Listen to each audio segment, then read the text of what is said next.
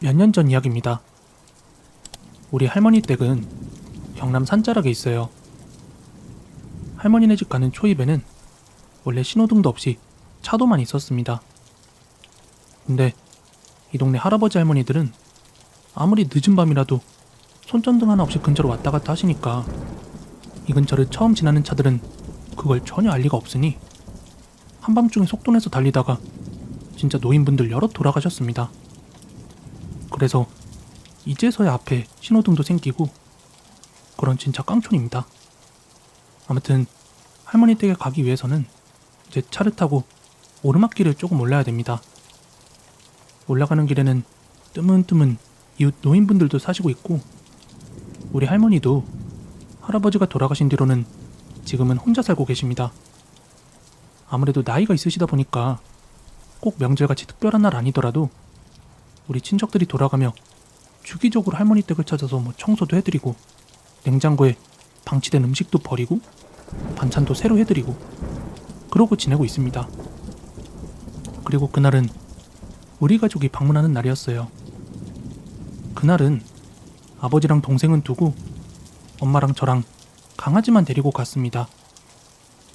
운전은 제가 해야만 했고 또 강아지 같은 경우는 오랜만에 자동차 안 다니는 시골에 풀어놓고 바람 좀 쐬게 하려고 데려간 거였어요.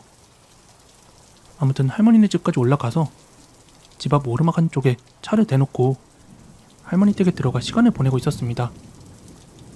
하룻밤 자고 갈 계획이라서 편한 옷으로 갈아입고 저는 강아지 산책도 시키고 엄마는 집 청소하고 할머니랑 과일 깎아 드시고 그런 평범한 일상을 보내고 있었죠. 그리고 제가 강아지 산책을 시키고 돌아왔을 때는 엄마랑 할머니가 뭔가 대화를 하고 있었는데 뭔가 쉬쉬하는 듯한 이야기 주제로 대화 중인 것 같았어요. 갑자기 엄마가 너 혹시 자도 어디로 산책시키고 왔어? 하고 물어보셨죠. 우리 할머니네 집은 산 언덕에 있는데 우리가 차를 타고 올라온 길은 시멘트로 길이 닦여있는 길이고 또 뒤쪽으로는 산길같이 나무가 울창한 곳이 나옵니다. 엄마에게는 그 뒤쪽 길로 산책을 갔다 왔다 라고 말씀을 드렸더만 내 엄마랑 할머니가 하는 말이 이 뒷길에서 얼마 전에 동네 총각이 나무에 목매달고 스스로 목숨을 끊었다. 그쪽으로는 다니지 말라. 이러는 겁니다. 할머니도 괜히 으스스하다고. 이야기를 들어보니까 마을에 몇 없는 농촌 총각이 그렇다고 해서 아주 젊은 총각은 아니고 제법 나이가 있는 총각이었죠. 아무튼 이 총각이 외롭고 또 결혼도 못하는 걸 스스로 비관하고 있었어요. 그러다가 무슨 지인 추천으로 국제결혼 주선해주는 업체 같은 걸 한번 희망을 안고 진행을 해보려고 한 겁니다. 그러다가 돈만 크게 떼이고 사기를 당했나 보더라고요. 그걸 비관해서 스스로 극단적인 선택을 했다는 거죠. 이야기를 듣고 조금 오싹하긴 했지만 아직 대낮이고 새도 지적이고 또 거실에서는 TV 소리도 나고 있어서 금세 잊혀지는 듯 했습니다. 그리고 바로 그날 밤이었습니다. 할머니께서 엄마랑 저한테 챙겨줄 게 있다면서 창고에 들어가셨다가 어디 모서리 같은 곳에 찍혀서 피가 흐르더라고요. 약통을 열어보니 죄다 파스뿐이고 연고는 이미 다 쓴 지 오래라서 이제 편의점에 다녀오기로 했습니다. 약하고 이제 가는 김에 간식거리 좀 살 겸 차를 타고 출발을 했습니다. 우리가 올라온 길로 내려가면 읍내 편의점이 멀어지고 아까 그 뒷길로 가면 돌아가지 않고 조금 더 빠르게 내려갈 수 있었죠. 근데 오늘 들은 이야기가 있어서 아주 잠깐 고민을 했는데 여기가 길이 넓지가 않으니까 왔다리 갔다리 차 돌리기가 귀찮아서 그냥 그 산 뒷길 쪽으로 내려가기로 하고 출발을 했습니다. 그리고 이 뒷길에 들어선 직후 곧바로 후회하고 말았어요. 너무 어두워서 상향등을 켜고 그 뒷길에 진입을 했는데 곧장 저 멀리 믿지 못할 장면이 보였습니다. 누군가의 하반신이 나무 옆에 둥둥 떠있는 모습이 보였죠. 이 심정 아무도 모를 겁니다. 심장이 아플 정도로 뜨끔했어요.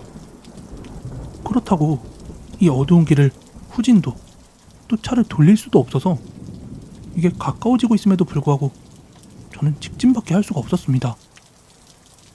그리고 제 시야에는 그것의 맨발인 하반신만이 보였습니다. 그리고 그걸 빠르게 지나쳐갔어요.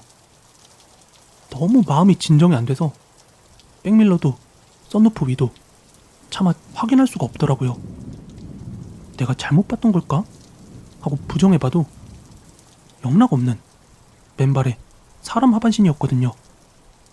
근데 저는 얼른 편의점에 도착해서 사야 할 것들을 산 뒤에 잠시 밝은 곳에 차를 대놓고 마음을 달래고 있었습니다. 그러다가 설마? 하고 이 차량의 전면 블랙박스 녹화본 파일을 뒤져봤습니다. 하지만 화면에 녹화된 건 아무것도 없었습니다. 그렇게 공포에 젖어있던 중 문득 다친 할머니가 생각이 나서 얼른 아까 처음에 방문할 때 올라왔던 그 앞길로 다시 할머니 댁으로 올라갔습니다. 하지만 저는 도착 후 그 누구에게도 방금 전 이 이야기를 꺼내놓을 수가 없었습니다. 할머니는 앞으로도 여기 홀로 계실 텐데 손자가 그런 이야기를 하면 홀로 얼마나 무섭겠어요. 아직도 모르십니다. 제가 그런 일을 겪은 줄은. 아무튼 그렇게 무서웠던 하룻밤이 지나갔고 저는 다음날 해가 중천에 떴을 때 다시 한번 거기로 가봤습니다. 근데 어제 하반신을 목격했던 바로 그 장소에 끊어진 밧줄이 메어있더군요. 나무에. 이날 남겨놓은 사진이 있는데 바로 첨부한 이 사진입니다. 나중에 집 가면서 엄마한테 물어보니까 이게 사건이 발생한 지 한 달 조금 넘은 일이라고 했어요.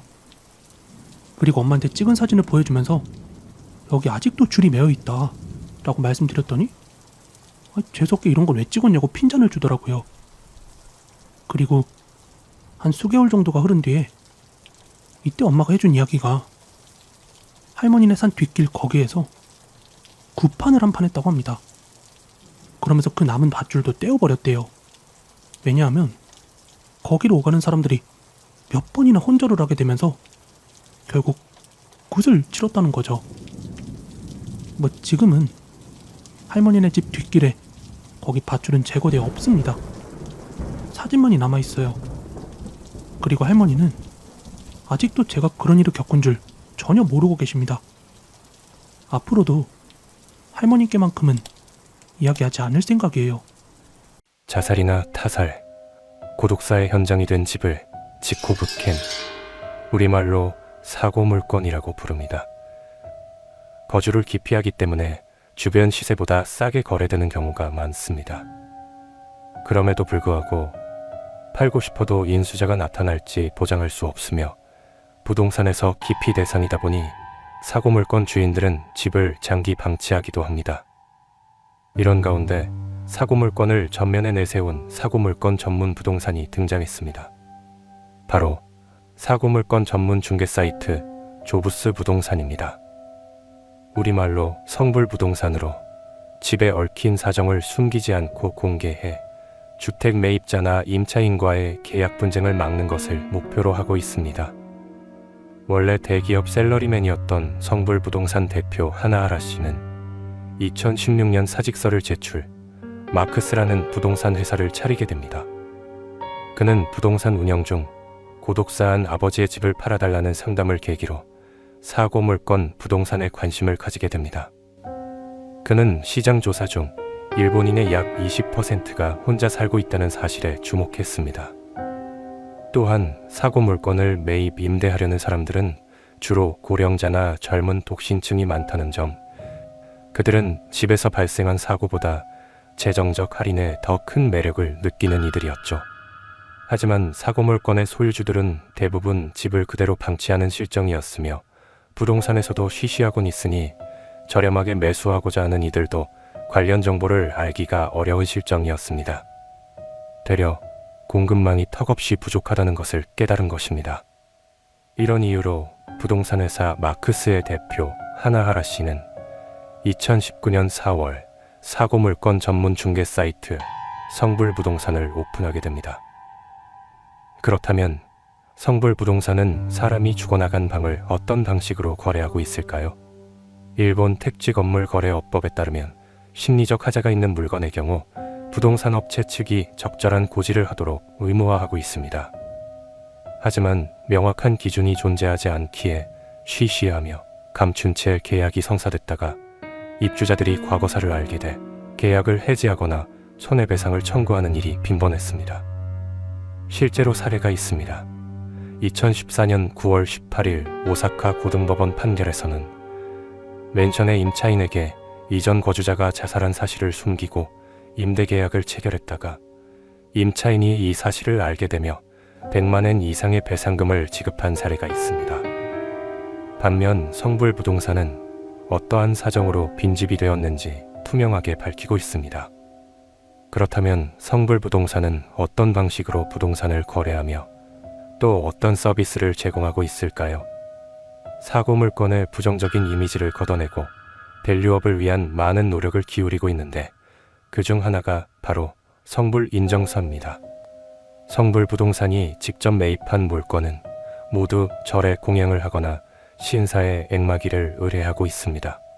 단순히 공양, 액마기뿐만이 아닙니다. 특수 청소와 항바이러스 처리, 그리고 향균 처리까지 완료된 집에만 성불 인정서를 발행하고 있습니다. 실제 이곳에서 거래한 고객들 사이에서는 이 인정서 덕분에 심리적 불안감이 많이 해소됐다고들 말합니다. 성불부동산에서 제공하는 사고 물건 청소 서비스는 작업 난이도에 따라 금액과 서비스가 체계화되어 있습니다. 크게는 시신을 발견하기까지의 경과 일수, 그리고 계절이 그 기준이 됩니다. 최소 3만엔부터 최대 60만엔까지 세분화되어 있습니다. 2020년부터는 본격적으로 사고 물건을 매입하고 리노베이션하여 대파는 사업을 시작했으며, 여기서 리노베이션의 개념은 건축물의 기능과 성능 향상을 위한 개보수 정도를 이야기하며 우리가 알고 있는 리모델링의 개념보다는 작은 개념입니다. 보통의 사고 물건은 시세보다 평균 20% 낮은 금액에 거래가 되지만 성불부동산에서 판매한 물건의 가격 하락률은 평균 5% 정도라고 밝혔습니다. 사고 물건의 평균적인 시세 하락폭은 사고의 원인에 따라 다음과 같습니다. 고독사 10%, 자살 20에서 30%, 타살 50%인 점을 고려할 때 수익성은 충분하다고 볼 수 있습니다. 하나하라 대표는 한 주택에 얽힌 일화를 이야기하면서 그래도 가장 조심스러운 물건은 역시나 살인사건 현장이라고 전했습니다. 장남이 차남을 살해한 잔혹한 사건이었습니다. 어머니는 사라진 차남을 찾기 위해 경찰에 신고했고 반년 만에 차남의 시신이 집 마루 및 땅 속에서 발견됐습니다. 이후 8년 정도 빈집으로 방치됐는데 모친이 세상을 뜨자 딸이 집을 처분하고 싶다며 상담을 해왔습니다. 하나하라 대표는 혹여 집에서 악취가 나진 않을까 걱정했지만 흙 속에 시신이 묻혀있던 터라 생각보다 부패 냄새가 없었다며 재생 작업이 비교적 편했다고 회고했습니다. 일본은 지금도 지속적으로 1인 가구가 많아지고 있으며 65세 이상 독거율도 2040년까지 꾸준히 증가할 것으로 보고 있습니다. 다시 말해 일본의 아파트, 빌라, 단독주택 등 사고 물건의 공급은 꾸준히 늘어날 것으로 보고 있습니다. 성불부동산의 으스스하면서도 기발한 방식의 비즈니스, 앞으로 어디까지 더 커질 수 있을까요?